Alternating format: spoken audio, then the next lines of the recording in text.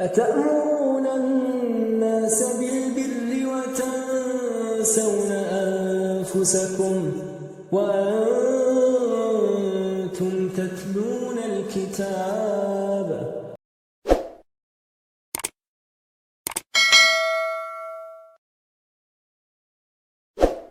قلنا اهبطوا منها جميعا فإما يأتينكم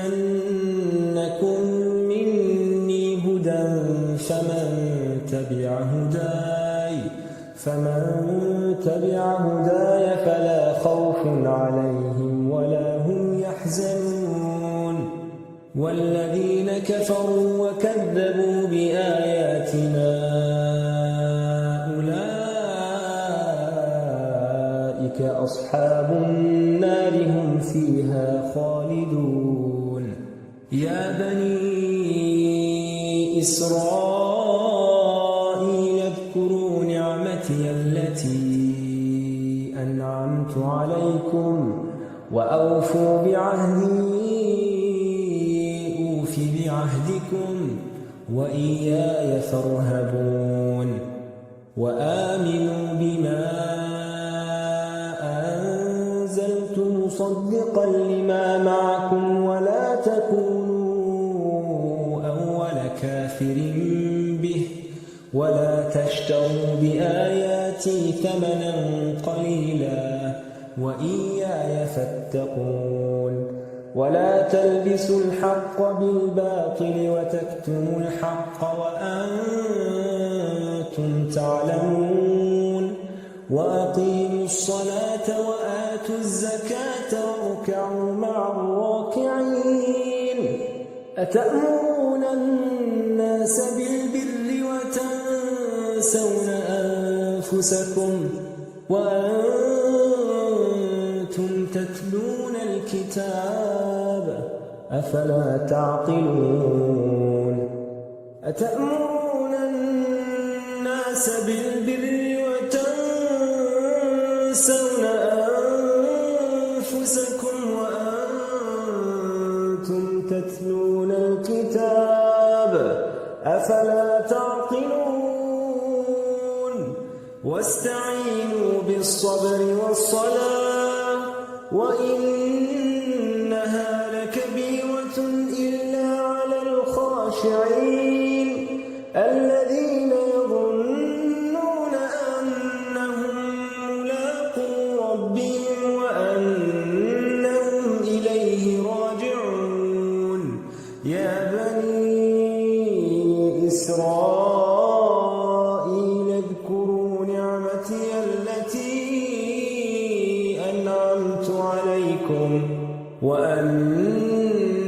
فضلتكم على العالمين واتقوا يوما لا تجزي نفس عن نفس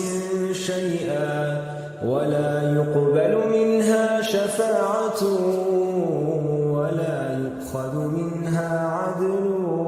ولا هم ينصرون وإذ نجيناكم من آل فرعون يسومونكم سوء العذاب يذبحون أبناءكم ويستحيون نساءكم وفي ذلكم بلاء من ربكم عظيم وإذ فرقنا بكم البحر فأنجيناكم وأغرقنا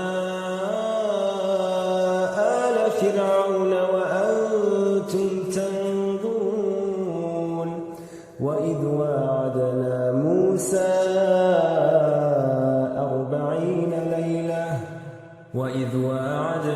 موسى 40 ليلة ثم اتخذتم العجل من بعده وأنتم ظالمون ثم عفونا عنكم من بعد ذلك لعلكم تشكرون وإذ آتينا موسى الكتاب والفرقان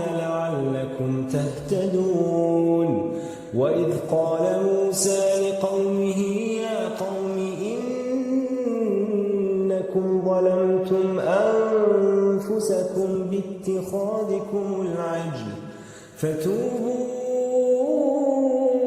إلى بارئكم فاقتلوا أنفسكم ذلكم خير لكم عند بارئكم فتاب عليكم إنه هو التواب الرحيم وإذ قلتم يا موسى لن نؤمن لك حتى نرى الله جهرة